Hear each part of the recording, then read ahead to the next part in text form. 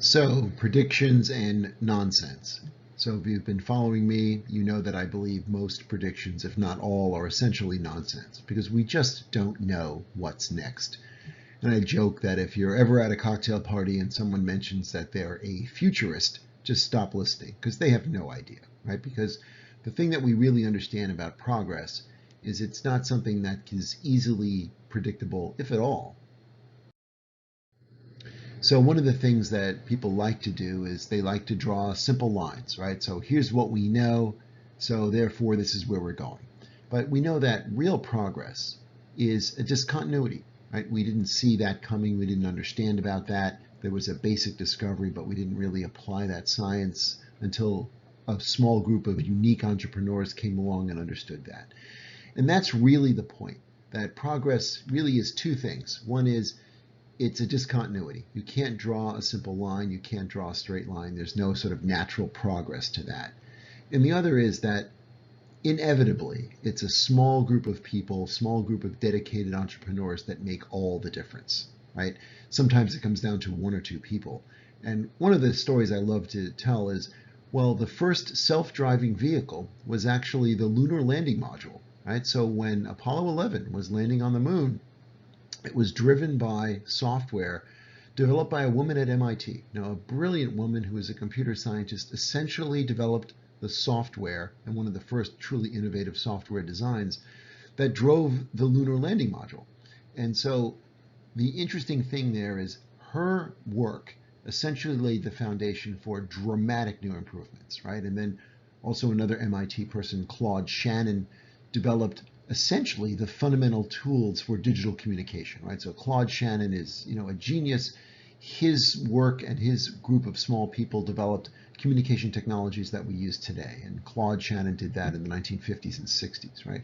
So it's small groups that really create discontinuities.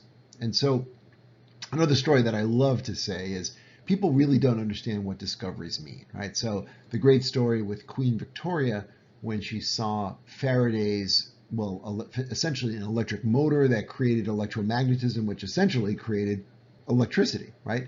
So he's generating electricity for the Queen, and she very famously says, well, it looks awfully clever, but what would you ever use it for, right? So it was unimaginable that electricity would be the indispensable tool that it is today. And as George Carlin said, if you really want to shut the world down, just turn off the power, right? We would have no idea how to function, even though the world and, mankind to a degree functioned for tens of thousands of years without electricity in the electrical grid. Now we couldn't function for a day without the electrical grid. So that dramatic change was unforeseen when it happened, right? And that's the key. It's a process that is not smooth at all, and you have these basic discoveries, basic science, basic breakthroughs. You have the laws of thermodynamics and electromagnetism that create steam-powered engines, heat-powered engines, electricity, all of these things that have really fundamentally changed the world, but we just didn't know it at the time, right? So that's the point, that people don't know the point, right? So when I say what we really want to do as a society when we think about predictions and what we need, well, I say let the best be their best, right? So we have almost bewildering tools. We have artificial intelligence, we have machine learning, we have, new life science technologies like gene editing, CRISPR, these kinds of things. We have nanotechnology, and you could really get lost in all these details. But there are people that understand this extremely well and can do extraordinary things with them. So let them do that. There's no reason for us to say, well, we have enormous problems. There are enormous issues. We may not be able to feed the world. We're running out of water, perhaps. Climate change is helping to destroy the world we live in. There's all sorts of things that can drive you almost mad with the challenges we're facing. And so what we really need more than anything is not solutions that are directed towards a specific thing that we guide. We need basic discovery. We need basic understanding and new science to be created. And then it's with that these small groups of informed and driven individuals can create those solutions, right? So when I say it's a fragmented world, that's unfortunate, right? Because it's only through cooperation and coordination that we solve these problems. Because all those issues I just mentioned, when it comes to climate, when it comes to food stresses, when it comes to issues with water, and all of these basic resources that we need globally, it's only through global cooperation that we can handle that, right?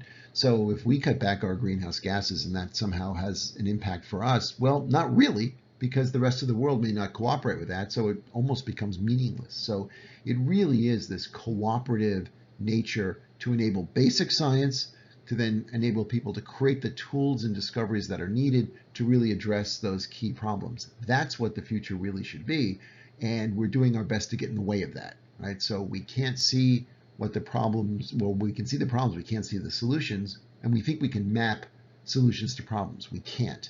It's a gift that a handful of people have, and it's only with basic discovery and the tools using those basic discoveries that we enable real solutions, right? So as a summary, the real challenge is that there are no simple lines. Right? We can't see what we have and draw a line to what we'd like to have, right? It takes a disruption, and it's small groups of people being creative, thoughtful, willing to be wrong, willing to risk things. And these are things that just simply can't be created. If there's enough incentive to the rewards to that solution, we get those solutions. But our job really as a society, and I think as a policy, is to create those tools that they can use, right? So it's about discovery first and vision later, right? It's not vision now. Let's have, this, that, let's have, flying vehicles, let's have green, whatever, let's, whatever it is, there's a vision. Well, it's discovery first, because it's vision that makes things happen, right? It's sort of a vision and a spirit, and then a dedication to a solution, but it's having those tools, right? So discovery is not something that we can really see the ultimate application. It may be an unforeseen application with an unforeseen discovery, but when the two are connected, that's when we have our greatest efforts. And that's why we can have predictions that are useless, because we can't see those discontinuities today. We can't see the basic discovery. We can't see the fundamental tools, and certainly the small groups of people dedicated to making those changes. But that's what's needed to have a real future.